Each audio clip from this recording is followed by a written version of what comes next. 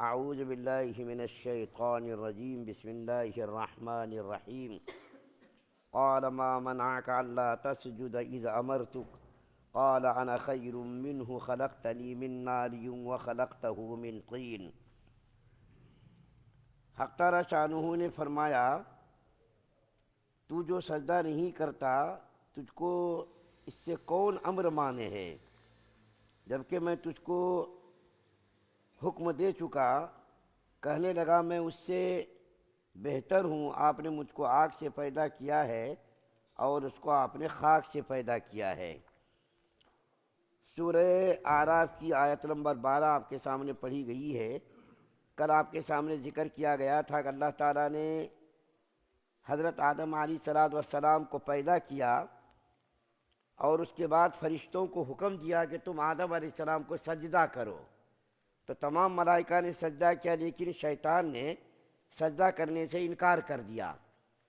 تو اللہ تعالیٰ نے جو فرشتوں کو حکم دیا تو یہاں تو شیطان کو حکم نہیں دیا گیا۔ شاید کسی کے ذہن میں یہ سوال پیدا ہو کہ سجدے کا حکم تو اللہ تعالیٰ نے فرشتوں کو دیا ہے، شیطان کو تو دیا نہیں، تو شیطان اس کے اندر کیسا داخل ہوا؟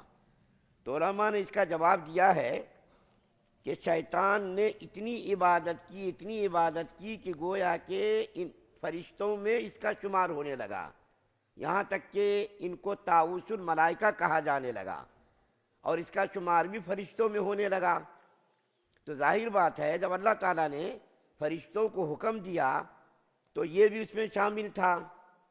اور ایک بات اور بتا دو، ابھی یاد آئی، شیطان کا نام پہلے جو لکھا گیا ہے عزازیل لکھا گیا ہے، لیکن ابھی جو نئی تحقیقات سامنے آئی ہے، مولانا برہان الدین سنبھلی رحمۃ اللہ علیہ نے لکھا ہے کہ یونانی زبان میں اس کا نام حارث تھا اور کتاب کے اندر اس کو عزازیل لکھا گیا ہے۔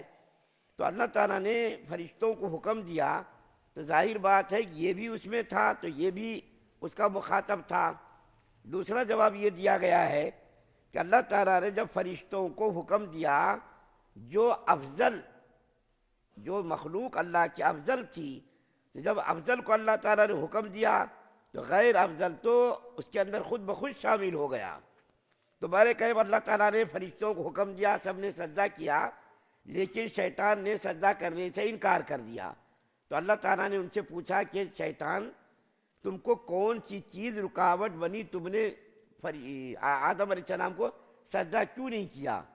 تو اس نے دیکھیے عقلی دلیل پیش کی، اور جو اس نے استدلال پیش کیا، دلیل پیش کی، وہ دیکھیے کتنی بھونڈی دلیل اس نے پیش کی۔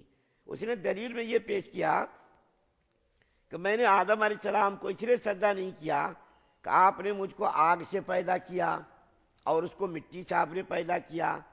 آگ افضل ہے کیونکہ آگ کی خاصیت اوپر جانا ہے، اور مٹی افضل نہیں ہے، مٹی غیر افضل ہے، اور مٹی کی خاصیت یہ ہے کہ نیچے جاتی ہے مٹی۔ مثال کے طور پر آگ کو آپ جلائیے تو اس کی تپش اور اس کا دھواں اوپر کو ہی جاتا ہے، آگ کی لپٹیں اوپر کو جاتی ہے، لیکن اگر آپ کسی مٹی کو پھینکیے اوپر، ڈھیرے کو پھینکیے اوپر، تو مٹی کا وہ ڈھیرا نیچے کو آ جاتا ہے۔ تو اس نے یہ دلیل میں پیش کیا کہ میں افضل اس لیے ہوں کہ آپ نے مجھ کو آگ سے پیدا کیا اور اس کو آپ نے مٹی سے پیدا کیا۔ اس کو یہ نہیں معلوم کہ معیار فضیلت یہ آگ نہیں ہے، فضیلت کا معیار یہ آگ نہیں ہے، بلکہ اطاعت خداوندی ہے۔ اللہ نے حکم دیا تم کو، یہ نہیں دیکھنا کہ میں افضل ہوں، میں آگ سے پیدا ہوا، وہ مٹی سے پیدا ہوا، وہ مجھ سے افضل نہیں ہے، میں اس سے افضل ہوں، یہ نہیں ہے۔ اصل میں اطاعت خداوندی ہے، یعنی اللہ کا حکم ماننا ہے۔ اللہ نے اس کو حکم دیا، اس کو فوراً کر گزرنا تھا، یہ نہیں دیکھنا تھا کہ میں آگ سے پیدا ہوا، یہ مٹی سے پیدا ہوا، اور اس کو یہ سب اصل میں غلط فہمی یہ ہوئی۔ آگ کے اندر چمک پیدا ہوتی ہے، تھوڑی سی آگ کی بھی میں اب تھوڑی سی وضاحت کر دیتا ہوں آگ کی اور مٹی کی۔ علماء کا دیکھیے امت پر کتنا بڑا احسان ہے کہ علماء نے آگ کی بھی کچھ خوبیاں بیان کی ہیں اور مٹی کی تو بہت ساری خوبیاں بیان کی ہیں کہ مٹی کے اندر یہ خوبی ہے، یہ خوبی ہے، یہ خوبی ہے۔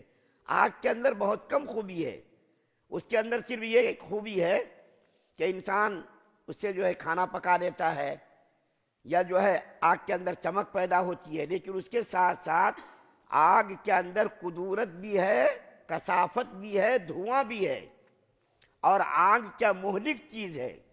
ایک آگ کی چنگاری دنیا کو جلانے کے لیے کافی ہے۔ مہلک چیز ہے آگ، نقصان دہ چیز ہے، آگ سے زیادہ نقصان پہنچتا ہے۔ ایک چنگاری ساری کائنات کو جلانے کے لیے کافی ہے۔ یہ جو ہے مٹی، آگ کی خوبی تو یہی ایک چمک پیدا ہوتی ہے، اس سے آدمی کھانا بنا لیتا ہے، تھوڑی سی ضروریات اس سے پوری ہو جاتی ہے۔ لیکن مٹی کی خوبی میں بیان کرتا ہوں، مٹی کی سب سے بڑی خوبی یہ ہے کہ انسانی نسل کی زندگی کا دار و مدار مٹی ہی ہے۔ انسان رہتا مٹی پر ہے، گھر بناتا مٹی پر ہے، چلتا پھرتا مٹی پر ہے، ساری انسانی ضروریات مٹی سے ہی انسان کی پوری ہوتی ہے۔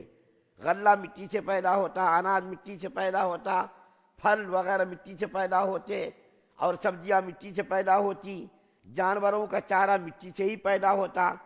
ایک تو یہ خوبی ہے کہ انسان کی زندگی کا دار و مدار مٹی ہی ہے، اور مٹی اگر نہ ہو تو کہاں سے انسان غلہ اگائے گا، کہاں سے لکڑیاں پیدا کرے گا، کہاں سے جو ہے انسانی ضروریات کی سامان چیزیں پیدا ہوں گی۔ تو یہ مٹی کی ایک تو خوبی یہ بیان کی گئی۔ دوسری خوبی یہ ہے کہ مٹی کے اندر تواضع ہے، مٹی کے اندر تواضع ہے۔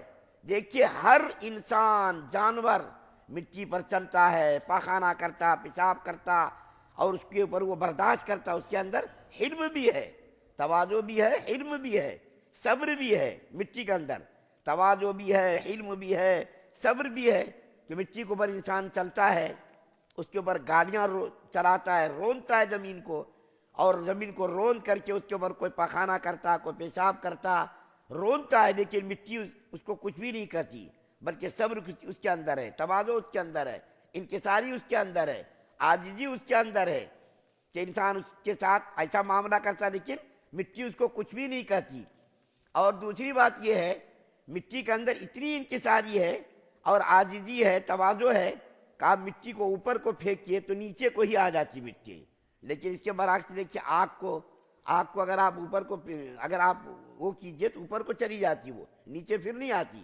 لیکن مٹی کو آپ اوپر کو پھینکیے تو مٹی جو ہے نیچے پھر آ جاتی ہے۔ تو آگ کے اندر حلم ہے، صبر ہے، تواضع ہے، انکساری ہے، عاجزی ہے، مسکنت ہے، یہ ساری چیزیں کیا مٹی کے اندر پائی جاتی ہے، آگ کے اندر یہ ساری چیزیں نہیں پائی جاتی۔ دوسری بات یہ ہے کہ آدم علیہ السلام کو اللہ تعالیٰ نے مٹی اور پانی سے حضرت آدم علیہ السلام کا خمیر گوندا، اس کے بعد خمیر کو گوند کر اس سے مجسمہ بنایا۔ تو شیطان کو دیکھیے، یہ شیطان نے غور نہیں کیا کہ آدم علیہ السلام صرف مٹی سے نہیں بنے، بلکہ مٹی سے، پانی سے، دونوں سے اس کا خمیر گوندا گیا۔ اور بعض علماء نے تو یہ بھی کہا ہے کہ اس کا مجسمہ بنا کر کے آگ کے اندر اس کو پکایا گیا۔ قرآن کے اندر ہے نا، کھنکھنانے لگا وہ مجسمہ، کھن کھن کرنے لگا، آواز آنے لگی، تو اس کا مطلب یہ کہ اس کو آگ سے بھی پکایا گیا۔ تو شیطان کو یہ بھی غور کرنا چاہیے تھا کہ آدم علیہ السلام مٹی سے بھی پیدا ہوئے، پانی اس کے اندر ملایا گیا اور اس کے آگ سے اس کو پکایا بھی گیا، اس کے بعد مجسمہ تیار کیا گیا۔ تو شیطان کو یہ بھی سوچنا چاہیے تھا، لیکن اس نے یہ سب نہیں سوچا، بلکہ اس کے اندر جو ہے کبر پیدا ہوا، تکبر پیدا ہوا، اور اس نے اپنے آپ کو بڑا سمجھنے کی غلطی کی، جس کی وجہ سے یہ ہلاک اور گمراہ ہو گیا۔ اس نے اگرچہ ہزاروں سال عبادتیں کی، بہت اس نے عبادت کی، لیکن اللہ کی نافرمانی کرنے کی وجہ سے وہ راندے درگاہ ہو گیا۔ ایک سجدہ نہ کرنے کی وجہ سے اللہ تعالیٰ نے اس کو راندے درگاہ کر دیا۔ اب یہاں پر مسلمانوں کو غور کرنا چاہیے کہ شیطان نے ایک سجدہ نہ کیا تو اللہ تعالیٰ اس کے راندے درگاہ کر دیا، اس کو وہاں سے پھینک دیا، باہر کر دیا، زمین پر پھینک دیا، چل نکل کمبخت یہاں سے مردود۔ اب مسلمانوں کو غور یہ کرنا ہے کہ مسلمان سالوں سال نماز نہیں پڑھتا، جمعے پڑھتا، کوئی عید میں پڑھتا، کوئی 360 دن کی نماز پڑھتا، کوئی جنازے کی پڑھتا، بہت سارے لوگ تو نماز پڑھتے ہی نہیں ہیں۔ جمعے کے دن تعداد بڑھ جاتی ہے، رمضان میں تعداد بڑھ جاتی ہے، بقیہ دنوں میں تعداد تو کم ہی ہو جاتی ہے۔ ایک سجدے کا انکار اللہ تعالیٰ کی ملعونیت کے لیے دیکھیے کافی ہو گیا۔ شیطان کو ملعون اللہ نے بنا کر کے راندہ درگاہ کر دیا۔ جو انسان ہزاروں سجدہ نہ کرے اس کا کیا مقام ہوگا، اس کا کیا حشر ہوگا۔ برے کبھی یہ تو ضمنی بات کی، تو میں نے آپ کے سامنے مٹی کی خوبیاں بیان کی اور آگ کا نقصان بیان کیا۔ حضرت تھانوی رحمۃ اللہ علیہ فرماتے ہیں آگ کے اندر جزوی فضیلت ہے، یعنی بہت کم فضیلت ہے آگ کی، لیکن کلی فضیلت تو مٹی کو حاصل ہے، کلی فضیلت مٹی کو حاصل ہے۔ اگر شیطان غور کرتا کہ آدم علیہ السلام کو چاہے کسی سے بھی بنایا گیا ہو، اللہ کا حکم ہے تو اس کو مان لینا چاہیے، اس کو چوں چرا کرنے کی کوئی گنجائش نہیں۔ مسلمان کہتے کس کو ہیں؟ فرما بردار ماننے کو کہتے، یعنی جو بغیر کسی چوں چرا کے اللہ کے حکم کو مان لے وہی تو مسلمان ہے۔ صحابہ کرام کے سامنے کوئی بھی حکم آتا تھا اس کو فوراً مان لیتے تھے، اس کے اندر چوں چرا نہیں کرتے تھے، یہ کیوں ہوا، کیسا ہوا، اس کو ابھی کرنا ہے نہیں کرنا، نہیں، حکم آیا اس کو فوراً مان لیتے تھے، اس کے اوپر عمل شروع کر دیتے تھے۔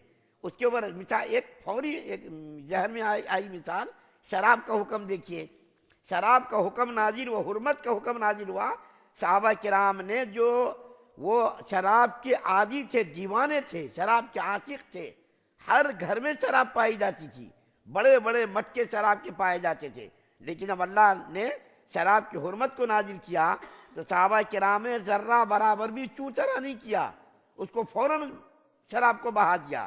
یہاں تک لکھا ہے کہ شراب کو جو نالیوں میں بہایا گیا تو شراب کی بدبو عرصے دراز تک مدینے کی جو ہے گلیوں سے آتی رہی، شراب کی بدبو۔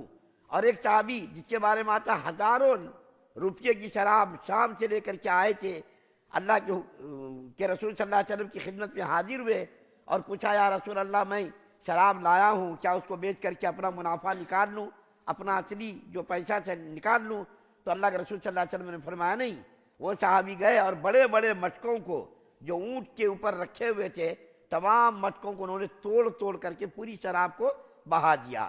یہ ہے مسلمان اور یہ ہے مسلمان کی شان۔ لیکن شیطان کم وقت نے یہ سب نہیں سوچا کہ اللہ کے حکم کو مان لینا چاہیے۔ اب یہ شیطان گمراہ کیوں ہوا؟ آگے کا آیت اس کا ذکر ہے کہ اس کے اندر تکبر پایا جاتا تھا، بڑائی پائی جاتی تھی، اس تکبر کی بنیاد پر شیطان راندے درگاہ ہوا۔ تھوڑی سی وضاحت انشاءاللہ کل تکبر کے بارے میں کروں گا۔ اللہ تعالیٰ سے دعا ہے اللہ ہم سب کو شریعت مطہرہ پر مکمل عمل پیرا ہونے کی توفیق عطا فرمائے۔ سبحان اللہ بحمدہ، سبحانک اللہم وبحمدک، ونشہد ان لا الہ الا انت